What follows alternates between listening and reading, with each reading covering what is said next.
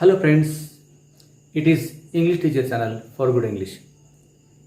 In one of the lectures we have discussed about the structures, how structures are useful in English speaking.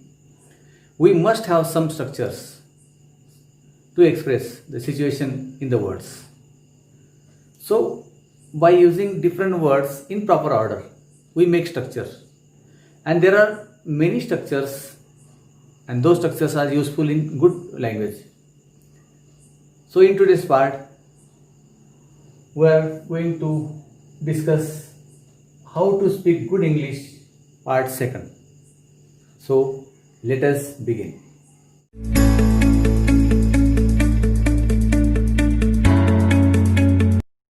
There are some structures. We have 12 structures in all 12 tenses. We have the structures of passive voice. And there are some structures neither nor, either or, to, and so on. So we should have some structures or some proper arrangement of the words to speak. So to speak good English, we should have some structures. So please see here, the first structure is going to. Subject plus am is are plus going to. Here there are two possibilities. या ठिकाणी दोन possibilities आहेत. Subject plus am is are going to. Going to चा अर्थ हेतू जवळचा भविष्यकाळ दाखवण्यासाठी आपण गोइंग टू वापरतो. जसं he is going to resign. समजा इथे आपण जर वापरलं व्हर वापरलं, he is going to resign, तो आता राजीनामा देणार आहे जवळचा भविष्यकाळ. He is going to take part in the competition, तो स्पर्धेमध्ये भाग घेणार आहे. जवळचा भविष्यकाळसाठी आपण गोइंग टू वापरतो. परंतु गोइंग टू नंतर जर नाउन आलं इथे तर तो प्रेझेंट कंटिन्युअस होतो. उदाहरणार्थ he is going to school, she is going to market. म्हणजे गोइंग टूचा उपयोग करताना दोन पॉसिबिलिटीज आहेत. त्याच्यामध्ये आपण स्ट्रक्चर बनवताना किंवा वापरताना ते दोन्ही गोष्टी लक्षात ठेवायला पाहिजे. He is going to resign, तो राजीनामा देणार आहे. किंवा she is going to take part in the competition, she is going to retire. अशा प्रकारे जवळचा भविष्यकाळ दाखवतो आपण. नंतर जर नाउन आला, he is going to school. आता शेवटच्या शब्दामध्ये नाउन आला, इथे वर्ब आलेलं आहे, तर दोन स्ट्रक्चर आपले झाले. तर अशा प्रकारे गोइंग टूचा उपयोग आपल्याला करताना एक तर नाउन आहे का वर्ब आहे या दोन्ही गोष्टींची आपण काळजी घेतली पाहिजे. आता काही ऑब्लिगेशनचे स्ट्रक्चर आहेत. Subject plus should have. You should have noun or V3 or noun. You should have seen किंवा यू शुड हॅव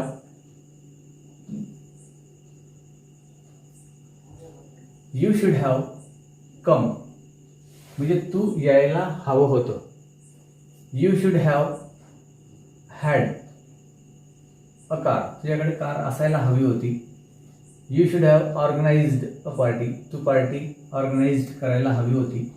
असं एक स्ट्रक्चर आहे. आणि इथे जर नाउन आलं, you should have a car, तुझ्याकडे कार असायला हवी. आणि इथे you should have had a car, तुझ्याकडे कार असायला हवी होती. दोन्ही स्ट्रक्चर आहे बघा. यू शुड हॅव नंतर दोन पॉसिबिलिटीज आहेत. You should have had a car, तुझ्याकडे कार असायला हवी होती. V3 वापरला लागते. यू शुड हॅव कम, तू यायला हवं होतं. यू शुड हॅव ऑर्गनाइज्ड ती मीटिंग आयोजित करायला हवी होती अशी शक्यता आहे V3 घेतला तर. परंतु आपण subject plus should plus have आणि नाऊन घेतलं तर त्याचा अर्थ वेगळा होतो. You should have a car. तुझ्याकडे कार असायला हवी. फक्त इथे हॅव नंतर नाऊन आलेलं आहे. You should have a big flat. You should have a car. You should have motorcycle. You should have plans in your mind. इथे यू आला तरी शुड येतो, हॅव येतो. ही सी इट आला तृतीय पुरुष एकवचनी तरी सुद्धा हा हॅवच राहतो. मग आपलं मन तयार होत नाही की ही सी इट आला का हॅज लागेल, तसं नाही. She should have a car. He should have a car असं राहील. इथे सुद्धा Meena should have had a car. अशा प्रकारचे दोन स्ट्रक्चर्स हॅव मध्ये आपल्याला बनतं. नंतर तिसरं स्ट्रक्चर आहे subject plus might have. Subject plus might plus have. आता याचा अर्थ असा होतो माइट नंतर V3 वापरतो आपण. He might have used a gun. बघ ही घ्या. He might have used a gun. म्हणजे त्याने बंदूक वापरलीच असती. त्याने बंदूक वापरलीच असती पण वापरलेली नाही. He might have used gun but ती मोठी म्हणजे त्याने वापरलीच असती पण वापरली नाही. अशा परिस्थितीत आपण माइट हॅवचं स्ट्रक्चर वापरतो आणि पास्ट पार्टिसिपल वापरतो. She might have used. She might have seen eclipse. तिने ग्रहण पाहिलेच असते परंतु पाहिले नाही. She might have won. ती जिंकलीच असती परंतु जिंकली नाही. अशा परिस्थितीमध्ये subject plus might plus have अधिक पास्ट पार्टिसिपल आपण वापरतो. हॅवचा अजून एक स्ट्रक्चर आहे subject plus have. Subject plus should have. You should have. इथे दोन पॉसिबिलिटी आहेत. इथे आपण टू इन्फिनिटिव्ह वापरतो स्ट्रॉंग पॉसिबिलिटी दाखवण्यासाठी. You should have to play. तुला खेळायलाच हवं म्हणजे खेळलंच पाहिजे. तू खेळायलाच हवं. अपेक्षा आहे तू खेळायलाच हवं. You should have to have a car. तुझ्याकडे कार असायलाच हवी. अशा प्रकारे स्ट्रॉंग अपेक्षासाठी आपण हॅव नंतर टू इन्फिनिटिव्ह वापरतो. शुड हॅव नंतर टू इन्फिनिटिव्ह वापरतो. उदाहरणार्थ you should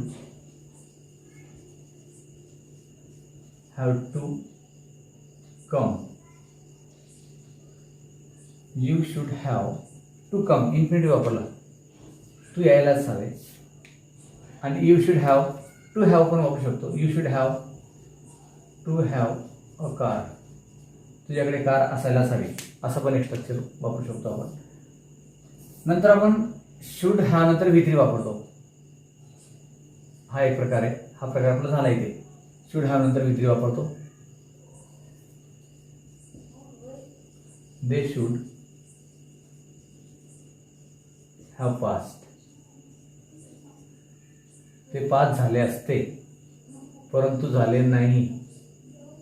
they should have past. त्यांनी पास व्हायला हवं होतं. अपेक्षा आहे ते पास झाले नाही.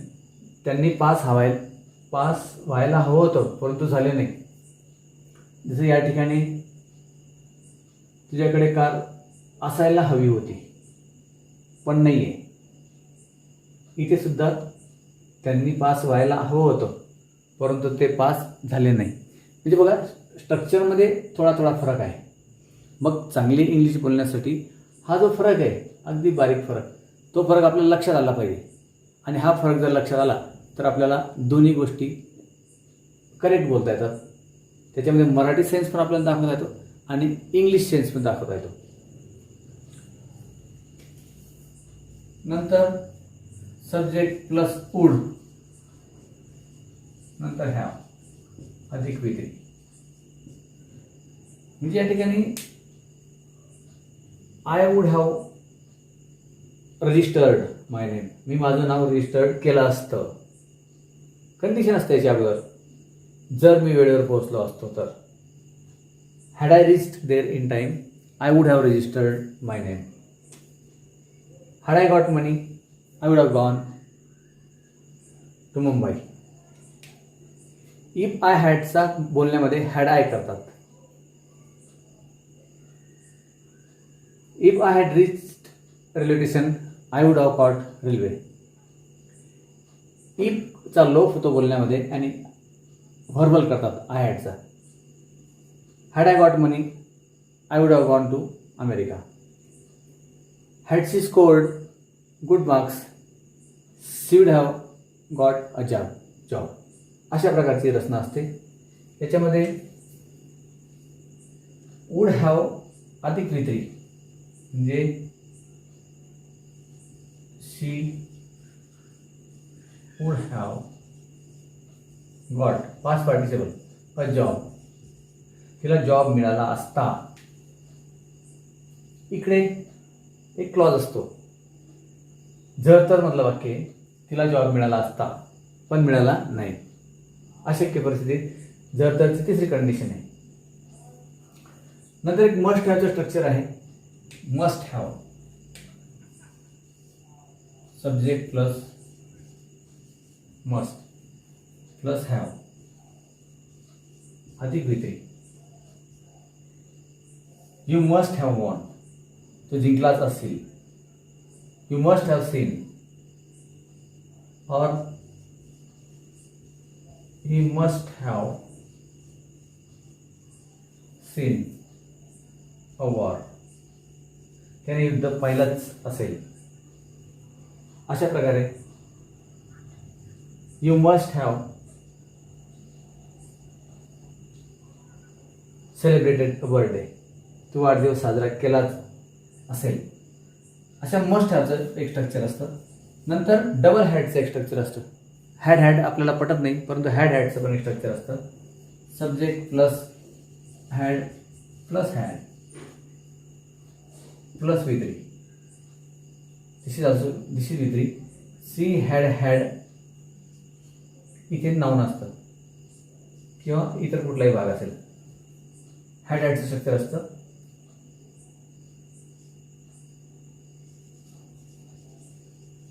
We had good building. आमच्याकडे एक चांगली बिल्डिंग होती. जुन्या काळातली गोष्ट आहे. We had good building. We had a mango tree behind our house, behind our home. आमच्या घरामागे एक आंब्याचं झाड होतं. म्हणजे एक हॅड सहाय्यक क्रियापद आहे आणि एक हॅड मुख्य क्रियापद आहे. असे हॅडचे डबल रचना आपण करत असतो. आणि हॅडमध्ये जरी ते मनाला पटत नसलं तरी ते दोन्ही हॅड महत्त्वाचे, एक सहाय्यक क्रियापद एक मुख्य क्रियापद. नंतर काही ऑब्जेक्टचे स्ट्रक्चर असतात. ऑब्जेक्ट प्लस ऑब्जेक्ट हॅव किंवा हॅज अधिक टू बी अधिक विक्री. Students have to be taught by XYZ. We have to teach students असं वाक्य असेल तर त्याचा पॅसिव्ह करताना स्टुडंट्स हॅव टू बी टॉट, मुलांना शिकवलं जायचंय किंवा आम्हाला मुलांना शिकवावं लागतं, मुलांना आमच्याकडून शिकवलं जातं. स्टुडंट्स हॅव टू बी टॉट.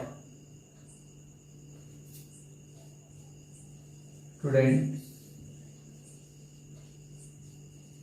Have to be taught by us. अशा प्रकारची रचना असते. म्हणजे इंग्लिश बोलण्यासाठी काही स्ट्रक्चर्स आपल्याकडे आवश्यक आहे. स्ट्रक्चर असतील तर काही ना काही आपण सुरुवात तरी करू शकतो. आणि इंग्रजी बोलणारा हा एक एक स्ट्रक्चर गोळा करत असतो आयुष्यामध्ये. वर्षाला त्याच्याकडे 20-25 स्ट्रक्चर्स जरी आले आणि त्या स्ट्रक्चर्समुळे त्याला रिकॉल लवकर व्हायला पाहिजे. ते स्ट्रक्चर वापरताना त्याला वाक्यरचना लवकर आली पाहिजे.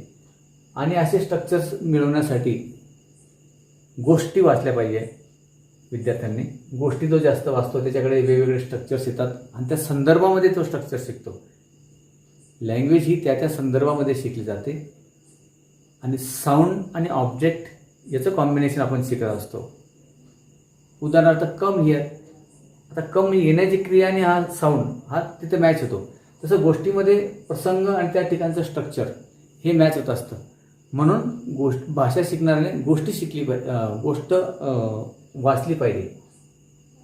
आणि गोष्टीमध्ये असे अनेक प्रकारचे स्ट्रक्चर्स आपल्याकडे येतात.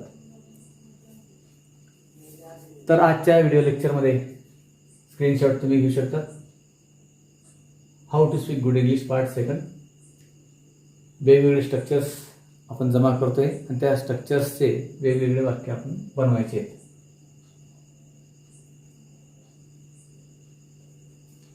तर ठीक आहे मित्रांनो, आजच्या व्हिडिओ लेक्चरमध्ये एवढंच. बाकी तुम्ही प्रॅक्टिस करा. अनेक प्रकारचे वाक्य एक एक स्ट्रक्चरचे बनवा, कमी वेळेत बनवा आणि बोलण्याची प्रॅक्टिस करा. म्हणजे आपल्याला चांगलं इंग्लिश बोलता येईल. तर ठीक आहे, बाकीचा भाग पुढच्या लेक्चरमध्ये बघू. Till then, good bye.